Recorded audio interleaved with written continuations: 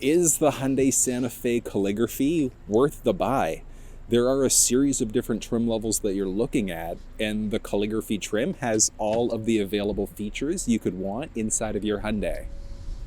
It's got 21-inch wheels, a 12-speaker Bose audio system, head-up display, dual wireless charge pad, Napa leather seats, a smart parking assistant, and so many other features. And in this video, I'm going to unpack the vehicle and figure out if the Calligraphy trim is worth the buy. Pricing for the Santa Fe in Canada is going to start at around $43,000, versus in the States, it's around $35,000, but the overall price is going to depend on how you have the vehicle configured. This is the Calligraphy trim level, which is going to be the most expensive option. In the US, there's the Ultimate Calligraphy that's also available as a hybrid, and that's going to be even more expensive. But if you care about all the features and you want all the latest gadgets and tech, it's a trim you should definitely look at. But if you don't care about all the extra stuff, like you don't care about the head-up display, the upgraded sound system, and a number of other things, you could definitely get away with one of the lower trims. You're going to find the Santa Fe with front-wheel drive standard in the US with the option of upgrading to the all-wheel drive system. In Canada, all-wheel drive is the only option across the board, and honestly, I prefer all-wheel drive anyways. We get snow a couple months out of the year, and having the additional traction from all-wheel drive, very, very useful. But if you're down in the States, especially if you don't really see much snow, you could get away with just the front-wheel drive versions of the vehicle. When you look at the wheels in the Santa Fe, you're going to have 18-inch wheels standard in the lower trims. Since this is the Calligraphy trim level though, it has these beautiful split-spoke 21-inch wheels instead. It does make it a little bit more challenging to find winters this size. You're paying a couple extra bucks to do it, but I love the aggressiveness of the style of the 21-inch, and it actually rides pretty nicely too. If there's one thing that Hyundai's known for, it's how much technology you get packed into the vehicle at such a competitive price point. Across a number of trim levels of the vehicle, there's the forward sensing system. You're going to find a front-facing camera as well. So there is the option for a surround view monitor or a full 360 camera, which in the Hyundai world, I love it so much. The way that Hyundai does their 360 cameras, I think is absolutely beautiful. And the quality of them is solid at the same time. The redesign for the Santa Fe brought these interesting H-style lights for the front and for the rear. And then there's an LED light bar that stretches across the very front. It is a very, very unique style. Lit up at night, the lamps look different, very different at the same time. As I mentioned, there's a lot of technology that you're going to find inside of the Santa Fe for a number of different trim levels, and even safety-wise. There's forward brake assist, so if the vehicle recognizes there's a pedestrian in front of you, it can slam on the brakes for you. And then there's also front cross-traffic alert. So if you're pulling out of a spot and somebody's coming from the left or the right side, it can beep at you to let you know of a potential collision, which, safety-wise, very, very useful. Taking a peek under the hood of the Santa Fe, there are two different engine choices that are available. So last year, there was the option for a plug-in hybrid, and that's gone away. So you're strictly looking at a 1.6-liter turbocharged traditional hybrid, or there's this, a 2.5-liter turbocharged engine. If you're looking for the best possible fuel economy, the 1.6 hybrid's the way to go. But if you want the most power, the 2.5-liter turbo has your back. Power-wise, it's got 277 horsepower and 311 pound-feet of torque.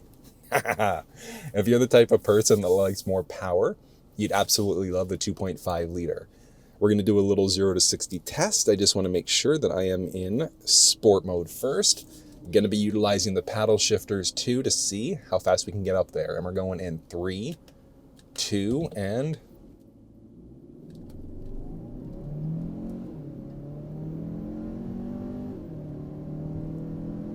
100. That's pretty damn solid. Now, the 1.6-liter turbo hybrid is not something that you should shun either. It's got a combined 231 horsepower and 271 pound-feet of torque, which is really impressive, and it does lead to really good fuel economy at the same time. But which way you go is going to depend on you, because if you're considering the Calligraphy trim level in Canada, you can't get the hybrid. but it is available down in the States. So, I wish that we could get that available up here, but even still, the preferred trim does come fairly loaded, just as loaded as what you're going to find in the States. It doesn't matter which trim level of the Santa Fe that you're in. The warranty in the Hyundai world is incredible. Your basic and powertrain in Canada is a 5-year, 100,000 kilometers. Down in the States, your basic is a 5-year, 60,000 mile, with the powertrain getting bumped up to an impressive 10-year, 100,000 mile instead. And then if you're in the hybrid, those hybrid components are covered for 8 years, 100,000 mile, 160,000 kilometers, which is pretty impressive. Just make sure you take care of your ride. You can easily top up fluids, change oil as well. So just make sure you're regularly changing oil to get the best possible life out of your vehicle. The rear lamps in the Santa Fe look so neat, especially lit up at night. Pretty unique. This earthy brass paint choice is probably not the one that I would go for. Blacked out, it looks surprisingly nice, but if you were to look at something like white or even a bright, vibrant color, it really shows off all of the different highlights inside of this ride. The rear bumper has a nice glossy highlight. There's the reverse park sensing system there on top of that. And then it's also got some basics. So you're always going to have the backup camera and the rear wiper. And you do have the flexibility of towing inside of the Santa Fe. In the 1.6 liter hybrid, you're maxing out at 2,000 pounds. But inside of the 2.5 liter turbo, it's either 3,500 or 4,000 pounds, depending on your build. So you're going to be able to pull boats and a boatload of other things inside of this ride. Getting into the trunk of the vehicle can be done a few different ways.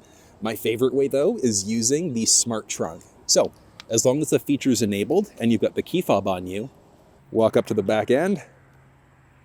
You can cancel that if you really wanted to, but smart trunk. I love that smart liftgate feature inside of Hyundai vehicles. Really easy to use. But if you want to know how to set it up and do some cool key fob tricks, look down in the description of the video. And you've got this. Folding down the third row seats inside of the Santa Fe is a manual process regardless of the trim. So just going to grab and drop, grab and drop. And it gives you a very flat fold. So if you wanted to throw boxes and things like that in there, you could. I'll get to the measurements in just a second. Along the left side, there's a speaker and then a 12-volt power point. Along the right-hand side, a little bit further up, there's a traditional wall plug and then buttons in order to lower the second row seats. But I'll touch on that one in a second. There's a little storage tray there lifting it up. It gives you a decent-ish amount of storage, and then there's an inflator kit as well. So there's an air pump, and then there's also the goop. So you could technically seal off a little puncture if you have one, but there's no mini spare tire. So if you ever pop a tire, if you have punctured a tire and you can't seal it, if you've run out of fuel, locked yourself out, you do have access to Hyundai roadside assistance. And that's good for 5 years, unlimited mileage. So you can call an 800 number and they can come help you out instead. It's just one of the added benefits of being a Hyundai owner. And that's the same across every trim level of the vehicle. Folding down the second row seats is done in the trunk area of the vehicle. In order to get the flat fold, you have to do it from the trunk. So there's a button along the left side you can push in order to fold down. And this is specifically for the calligraphy trim level of the vehicle. In all of the other trims, you would be able to fold it down from the second row, but here, you can only fold it down flat from the rear. But there's a boatload of space inside of this ride.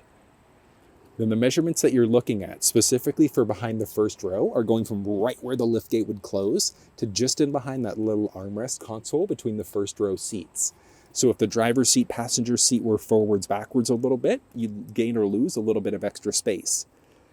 Raising the second row seats inside of the calligraphy trim can be done from the back, or it can be done from the second row. So there are a few buttons there. You can push the one along the top of the seat in order to be able to raise the seat up. But folding the seat down, so folding it flat, you do have to do from the trunk area of the vehicle, and that's the only option, because when you push that button from the top, that's the one that's going to get you into the third row. Raising the third row seats is also straightforward. So you're just going to pull on the straps and lift in order to raise those seats up. filling up fuel inside of the Santa Fe is done just along the driver's side. One thing I like is that when the car is locked, the fuel door is also locked. So you just have to make sure you're unlocked in order to get inside. And did you know the actual fuel cap, you can rest right along the fuel door there? The more you know. But when you look at fuel quality inside of the Santa Fe, it doesn't matter if you're in the hybrid or the regular gas engine. Minimum manufacturer's recommendation is just regular 87 octane. So just regular gas is all you need to use in either version of the vehicle. Front wheel drive is going to be better than all wheel drive. And you're also going to get way better fuel economy in the hybrid compared to the regular 2.5 liter turbo. So depending on how much you drive, if you're going to save potentially a couple $100 a year, it might make the hybrid worth it for you. But whether you decide to go hybrid or not is again going to depend on which features you care about, and then if you even care about the gas savings. Because as I mentioned, in Canada, we can't get the Calligraphy trim. So if you want all of the available stuff, you have to go for the regular gas engine. Down in the States, you've got the flexibility of going for the Calligraphy hybrid if you really wanted to. But that's one thing to consider. What features do you want? Do you want better fuel economy? Because the hybrid, like I said, will give you better economy overall. You're going to find the Santa Fe with either 6 or 7 seats, depending on which trim level of the vehicle that you're in. This is the Calligraphy trim, which means you're only looking at 6 seats available. And the overall size of the vehicle is also pretty solid. See there's also roof rack rails. There are crossbars that are available. So if you need to throw on a roof rack carrier, you do have that available as an option. The side view mirrors inside of the Calligraphy trim are power folding. They've got turn signals. There's a camera there as well, so you can utilize that in order to see what's going on in your blind spot right inside of the cluster. You've also got the option of pushing this button to lock the door, slide in and grab in order to unlock, but there's also the blind spot view monitoring system as well, or the blind spot system there too. But hopping inside. Oh, we'll get to the interior in a second, but some Calligraphy highlights. There's seat memory available inside the vehicle. And then outside of that, the basic style here is the same across the lineup. So you've got your basic window controls, side view mirror controls, etc., with some door storage. There's the upgraded Bose audio system inside of this trim, and then a scuff plate that does not feature ambient lighting. These are the floor liners that you're going to find from the factory. And honestly, taking these out in order to clean it off, way easier than just regular carpeted mats, in my opinion. But the seats, these are Napa leather seats that you're going to find inside of the Calligraphy trim, and only the Calligraphy trim of the vehicle. Really comfortable, but there are a series of cool buttons here. So you could pop the leg cushion up there if you wanted to really make it comfortable. Move the seat forwards, backwards, adjust the backrest. There's 4-way lumbar support. And then there's also this handy little button. So before I push it, let's do a little startup here. All right, so like I mentioned, you've got that button there. The first time I used it, I was like, why is it bringing me closer? That doesn't make sense. It'll make sense in a second.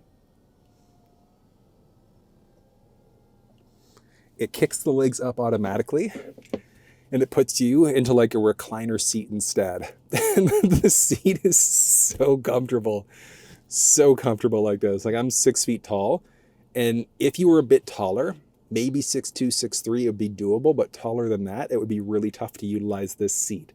Strictly for the driver's side, strictly in the Calligraphy trim level of the vehicle. But yeah, it's so comfortable. So cool at the same time. And back it goes. All right, so I also want to take a peek and see interior space-wise, because the interior space is going to be the same regardless of the trim level of the vehicle that you're in. But with the seat, as far down as it's going to go, up overhead, I'd probably say 4.5, bordering in on 5 inches of headspace. So there's a boatload of space available inside of this ride. Love it. So good. But yeah, the seats inside of the Calligraphy trim are also incredibly comfortable. Like I said, Napa leather seats, and it definitely shows. But looking at the cluster screen, infotainment, things like that. The steering wheel inside of the vehicle is comfortable. I like that, borrowing some homework from the Land Rover Defender there. But you've got your basic smart cruise control buttons, a few other buttons there. But if you want a full walkthrough, like you want to know how to use all the buttons, navigate through the cluster, utilize the turnstock, things like that, you'll find walkthroughs down in the description of this video. One thing I do like about the Calligraphy trim, can you see it? Oh yeah, you can see it there. Head-up display. Really neat. It shows turn-by-turn directions if you've got maps going and things like that as well. But there are two different versions of the cluster screen available, and even the infotainment system. So this is obviously the regular gas engine. It's going to look slightly different in the hybrid. And then with the infotainment system, the screen itself looks relatively the same. It's just whether or not it has factory navigation. But yeah, like I said, if you want a full walkthrough, you'll find that down in the description of this video. But there are so many things about this ride.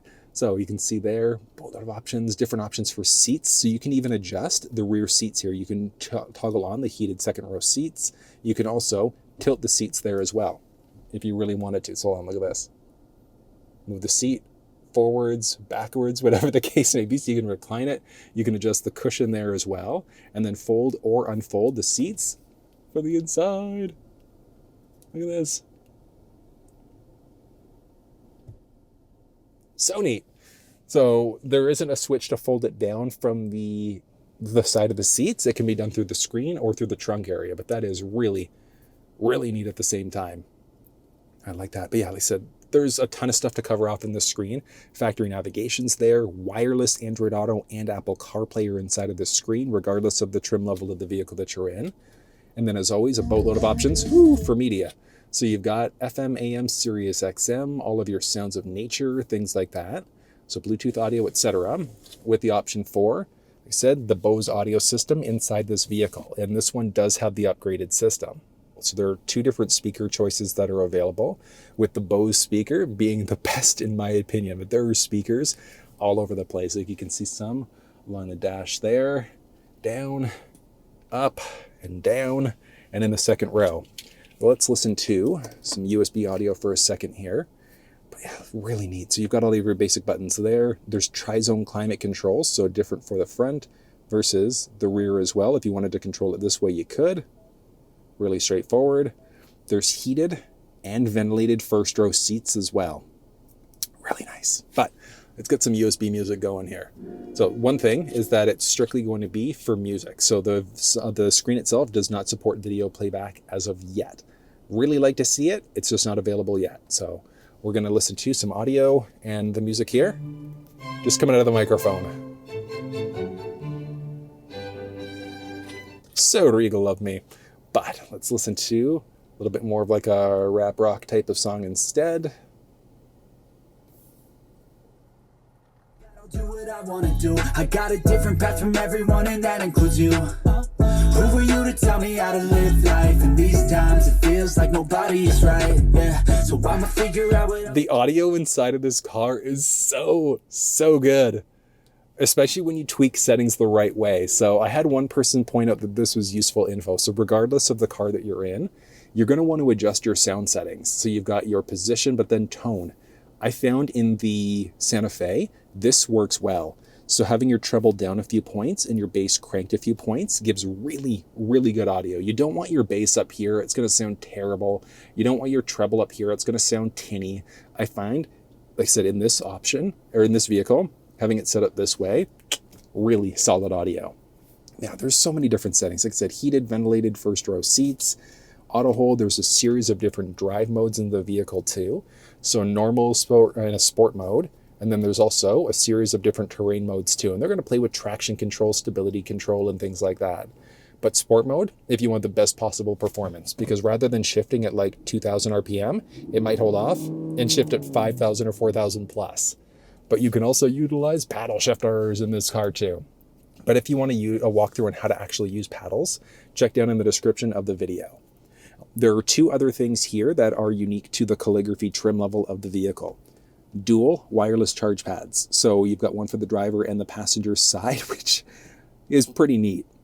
But there's also this little button. So a UVC light, and that is specifically for the inside there. So you could get your phone sanitized as you're driving if you wanted to. So phones, gloves, whatever the case may be. It's kind of cool. Another thing, surround view monitor inside the vehicle. Oh, I love it. But you've got a full 360 camera with a few different views. So there's a front view, side view, you've got the backup view, but my favorite is that 360 swing out view. Like, I love the way that Hyundai's done this 360 camera and utilizing the side mounted cameras in a neat way too with your blind spot view monitor. So it shows you what's going on right inside of the cluster screen so you can see what's in your blind spot. So just those small touches I love, but one thing that they don't do is utilize them as a dash cam. That's something I would absolutely love to see. There's some little cup holders there. There's also armrest with a decent amount of space. And one cool thing, the armrest can be opened from the back too. Fancy. Looking down low, you've got a nice amount of storage space there with the only 12-volt power point you're going to find inside the vehicle. Yeah, that storage area in the bottom can be useful. On the top there, I pointed this out. So you've got a little tray there, a little tray down below, and then a decent amount of space inside of the glove box. The visibility across the vehicle lineup is solid. That pillar there doesn't block too much. Up overhead, one other cool thing. Okay, so you've got your auto-dimming rear view mirror. You've got the home link system, so you can program that in at home if you've got a garage door opener. But you can also hit this little guy. Bam! Look at that. Fully digital rear view mirror. And you've got the flexibility to adjust things out as well. So you can move it up, down. You can adjust the brightness of the backup camera. Oh, backup camera? I wouldn't even call it that. The rear view instead. But that is so neat. And that, again, is going to be a calligraphy highlight. SOS and tow motor there. And then you've also got individual buttons for, hold on. Ugh, look at this. Okay, so dual sunroof. The one in the back is strictly going to be for shade, so you can't pop that back one open. But the one on the top there, that's as far open as she's going. But really, really neat. Yeah, there we go. So it's going to be manual shade technically for the front, unless it's closed and you can just pop it open fully. And then for the rear, it's strictly going to be for the shade. But that opens it up really nicely. It would have been really cool to see a full panoramic roof, but at least having that dual roof set up in some trims, really nice. You've got basics, so all of your cabin lights, which are really, really subtle LEDs. This is a suede headliner as well. So that suede headliner is going to be a calligraphy exclusive on top of that. You've got a little visor, vanity mirror, a light up over top, and then this extends out. Oh yeah, there we go. Blocking all of the sun that's hitting your face. But so it's subtle differences between the calligraphy and other trims of the vehicle. So the dual pads there, having that UVC light, also pretty neat. But let's go. And then yeah, the seat memory too, which is kind of cool. So once you've got your seat set up, just gonna push there, like push and hold in order to be able to save. Oh yeah, this is good. Love that. So nice. All right. Into the second row. So another thing that's going to be unique in some trims. Got some little door shades, heated second row seats, some cup holders and a little bottle holder, and then unique seats inside of the calligraphy trim. So you've got two different seating choices available. So it's either going to be a 6 or a 7 seat configuration, with the 6 seat setup being standard in the calligraphy trim of the vehicle. There are a few different buttons here, but before I get there, I'll show you that one in a second. Ooh, let's hop inside here. All right, so you've got some pockets behind both the driver and passenger side. Typical Hyundai styling with some power points built right into the seat. Mention there, the armrest that can be opened both ways, and then this little slidable tray that definitely caught me off guard the first time I saw it. You can see some vents along both sides there too. Very useful. Along both the passenger and the driver's sides, you've got a little handle, hook, and a light as well. But yeah, these absolutely come in handy on bright days like today. And then with the driver's seat set up for myself being 6 feet tall, I've got a great amount of knee space, foot space as well. And up overhead, with me sitting fully upright, 3.5, 4-ish inches of headspace, which is pretty good. Now the seat is actually kind of neat. So there are a series of different buttons along the side of the seat here. So whether or not you have these buttons are going to depend on the trim of the vehicle that you're in. But because this is a calligraphy trim, we've got some options. There's a button you can push here if you wanted to be able to move the seat forwards, backwards, whatever the case may be. There's also a little emergency release there. So if for whatever reason that button's not working, you can pull this in order to slide the seat forwards, backwards. But like I said, these are going to be unique to the calligraphy trim of the vehicle. So set it up for your own unique height, which is pretty cool. Now, there's obviously a benefit of having the seat set up this way, and that's that there's an easier pass through in order to get to the third row if you want to. But I said there's the option for either 6 or 7 seats. So it's either going to be the bench seat configuration or the dual captain's chairs like what we're looking at here. Getting into the third row can be done a few ways. So if we push here, you can see there, it just slides the seat forward there. Useful, but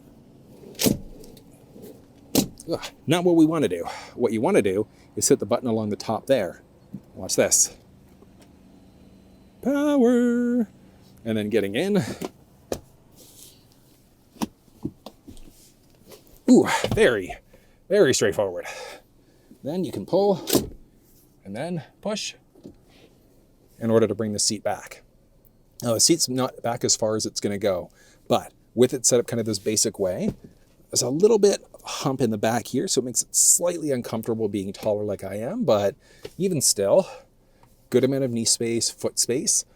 And up overhead in the third row, it's tight, an inch-ish, inch and change of headspace there. But I can fit in the third row and I can comfortably fit back here. And the seats are actually really nice in the third row. Like I honestly wouldn't mind going in a distance trip if I had to in the third row of the Santa Fe. Now this seat is as far back as it's gonna go. So if we look at that, even if the person in the second row is a dick and they haven't moved their seat forward, I can still fit back here. But the anchor points are there as well. And then you've got, the tethers, I should say, and then the anchor points are there for the first and the second row. You've got HVAC controls along the third row here. So you can turn the system on, off, adjust the speed, but you can't adjust the climate up here. It defaults to whatever the driver's side is. There's a USB power point, and then there's also a traditional wall plug back there too. Inside of that, there's a little light up overhead. Ooh, along this side, you've also got a USB power point, basic vent, some cup holders as well. Put that in a speaker. But yeah, this is the benefit of having the dual captain's chair set up.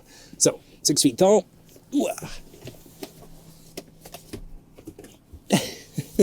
I made that look more difficult than it was, but you can easily get into the second row this way.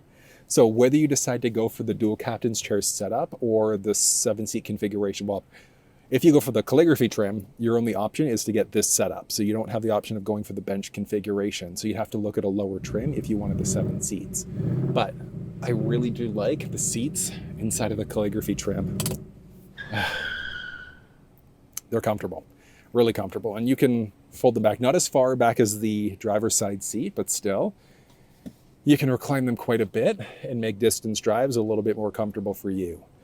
But this is the 2.5 liter turbocharged version of the Santa Fe. So let's go for a little bit of a spin, have some fun. Let's see how you do with a little bit of en route handling.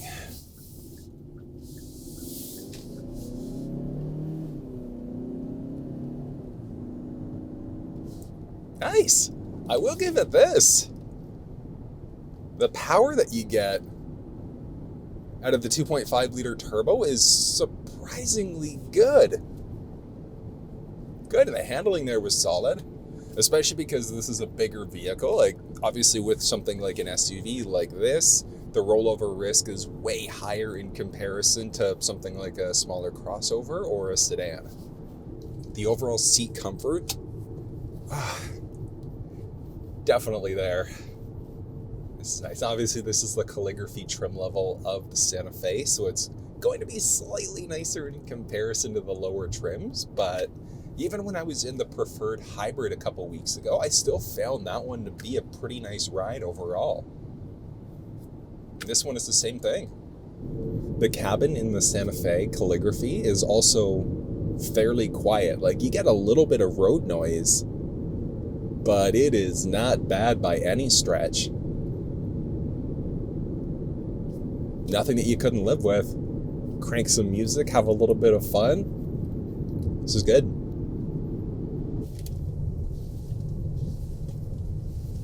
And I mean, fairly responsive. I mean, it's a larger vehicle as well, so the likelihood of a rollover is higher because it's a bigger vehicle. And then if we look at the turning radius of it, ooh, not bad. A little bit more than 2 lane widths in order to do it. And it picks up speed so quickly too. The 2.5 liter engine is so good from a performance perspective. So good. You can find all the build details and then all the tech walkthrough videos down in the description of the video, along with links off to Hyundai Canada and US. But if you found this video useful, give it a thumbs up and subscribe if you haven't already. Until I see you next time, take care.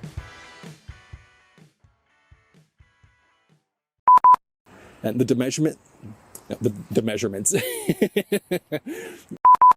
If you do have the hybrid version of the vehicle, your hybrid components are an 8-year, 100,000 kilometer, 160,000 mile. Nope, that's not right.